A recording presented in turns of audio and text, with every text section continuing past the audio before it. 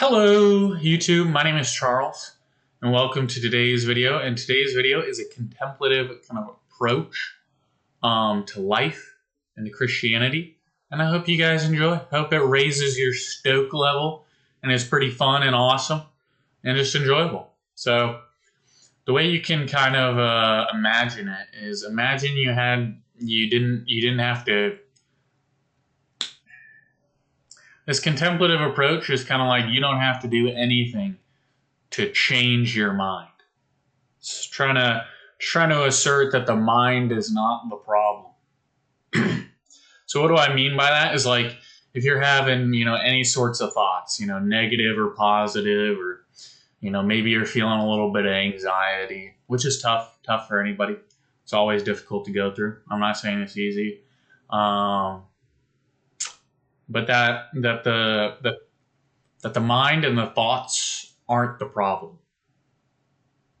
That really, if we view life, if we can almost, right, let's suppose you're sitting here as a spirit, right? And you're allowing all the thoughts and images in your head and memories and sensations in your body and perceptions, and you're just allowing them to exist and come and go. There's like a beautiful quote by Rumi about, our thoughts are like visitors in a guest house, welcome them in and let them leave when they're done.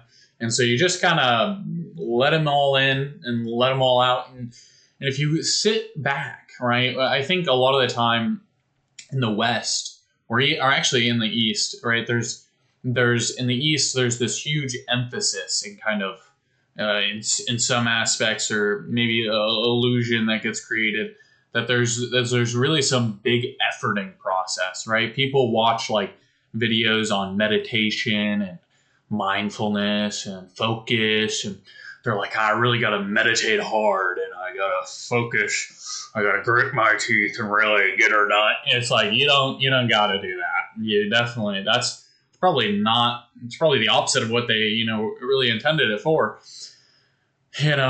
Being relaxed, being relaxed and stuff. And so I think, right, you might have the illusion that if you're on some kind of spiritual path, that you really got to be efforting hard on it. You really got to be, you really got to do it, put your might into it. It's like, you don't got to put, so much. You don't got to really.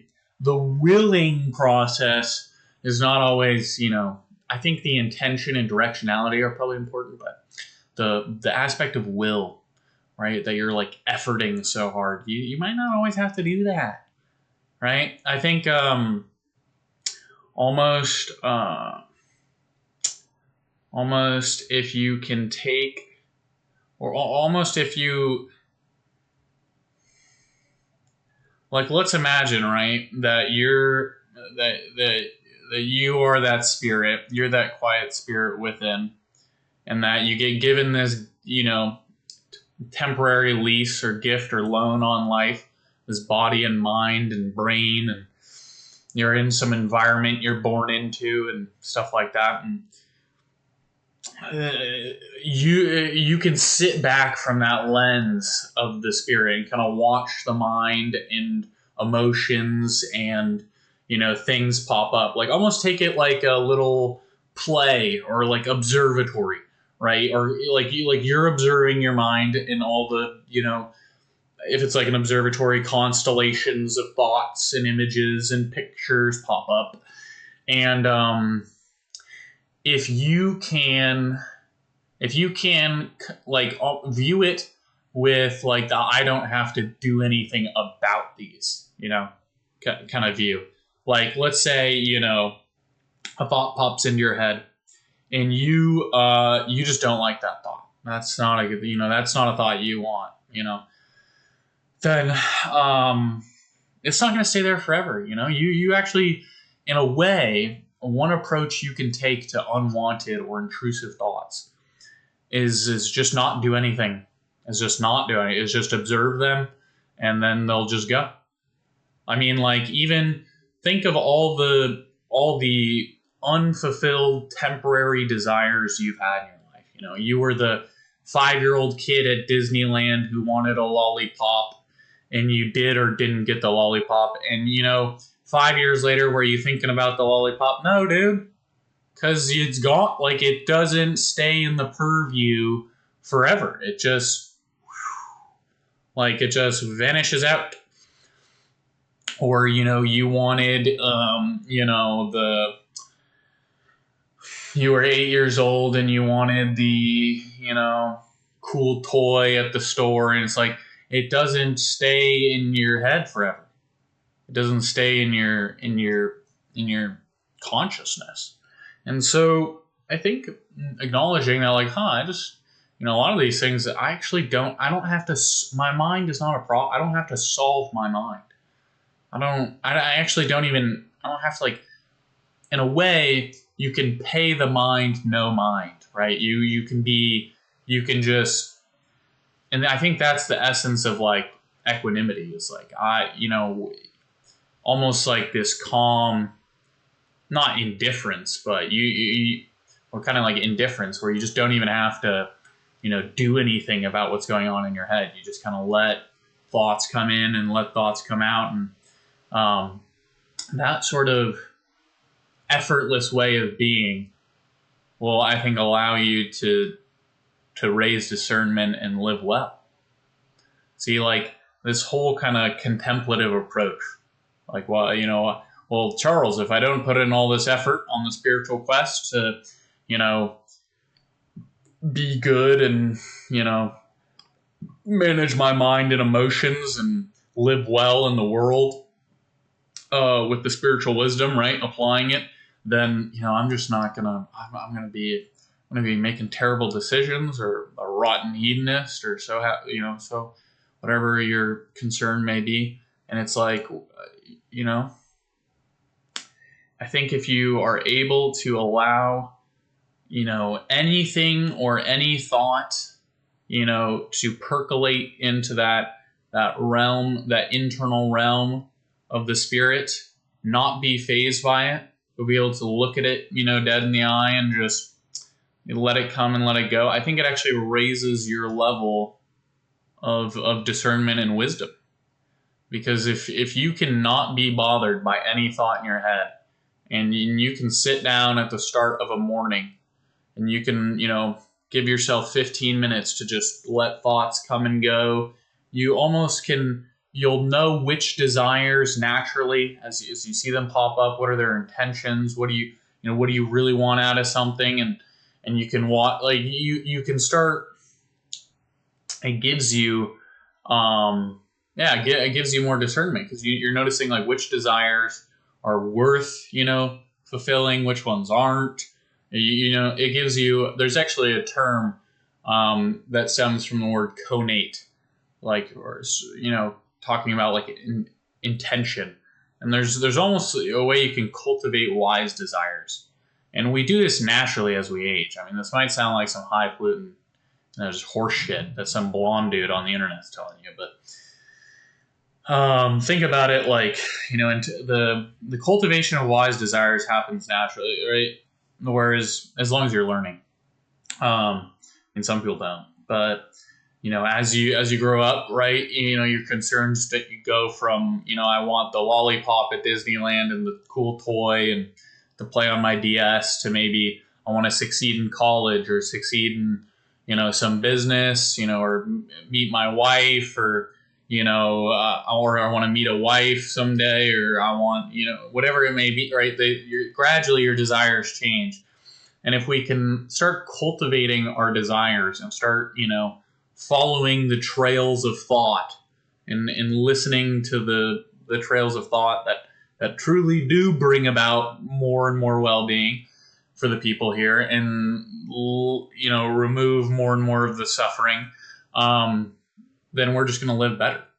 And you're going to have a lot more peace of mind if whatever is in your mind is not bothering you, is not a problem, right? Because some people,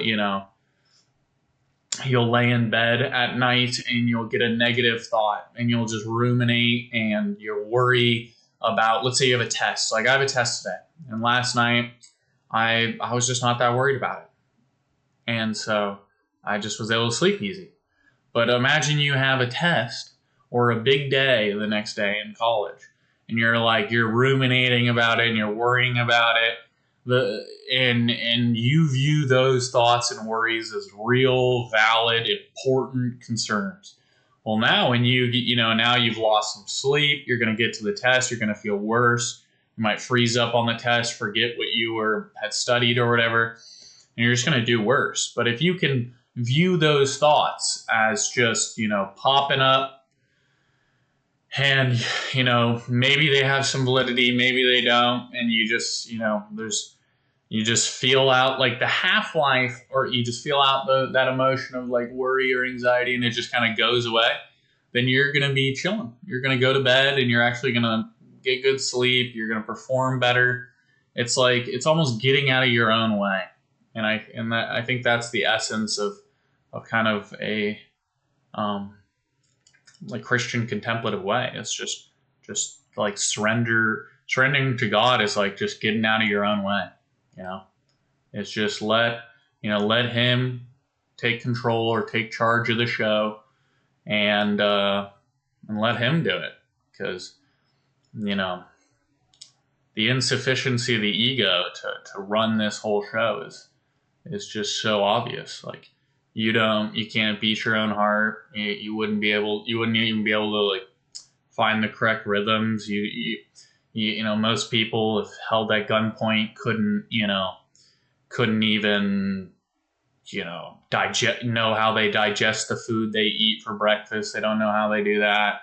Most people, if they were asked, like, how are you interpreting and understanding the words I'm saying when you hear them, that most of it's not even conscious. You just hear the words. Hearing just happens, even if you don't want to hear something and it's bothering you, right? It just, boom, you hear it, as long as it's within the vicinity. So it's like most things in life, like we don't have to control, and we wouldn't even know how to do it or control it if we wanted to. And so I think, recognizing like, okay, well, the greater intelligence or he's taking care of the show. So I should trust in him. I should trust in that's running it a lot better than, poor little me ego who has no idea how, stuff's going down. And then, I think if I had to sum up this video and kind of make it clear, concise, and maybe more coherent, this sound to me, I'm like, oh, maybe I was too rambly. Maybe I was just rambly, like, the old man on the porch trying to tell you life lessons who, is half incoherent and half, so old you can't understand them. I sound like some, like, I don't want to, I don't want this to make no sense. But if I had to explain it clearly, is like, just if you come away with anything, imagine you're like the spirit that is walking along this beach. God made you this spirit walking along the beach, and the thoughts and the feelings and all that stuff in life is like the seashells, coming up along the shore of the beach. And as long you don't have to do anything about the seashells. You can pick one up, and if it's like a thought and feeling, you're like, I like this one, I'm going to keep it, I'm going to act on it, you can do that. If you want to do nothing with it, you can do nothing, and the seashells will just go away, or get pulled back into the ocean or dig into the sand, or they'll just go. And if you don't like one, or you want to do the opposite, you can chuck it back into the ocean. And fundamentally, if we realize that the seashells or the thoughts and feelings, right, are not the problem, and if we can trust in God, or the in this case, like the seashell analogy, Mother Nature will just bring the seashells that we need, and we just have to pick up the ones and use the ones we need and let go of the rest, or that are best for us, then that's all we have to do. Like, And that way you'll find peace. So I hope this video helped. Hope this was enjoyable, not too rambly and boring, not some cringe video of like, don't understand it and it's dumb, you know? So enjoy. I hope you have a wonderful, wonderful day. God bless to anyone who's watched this far, and much love to all you sentient beings. Enjoy.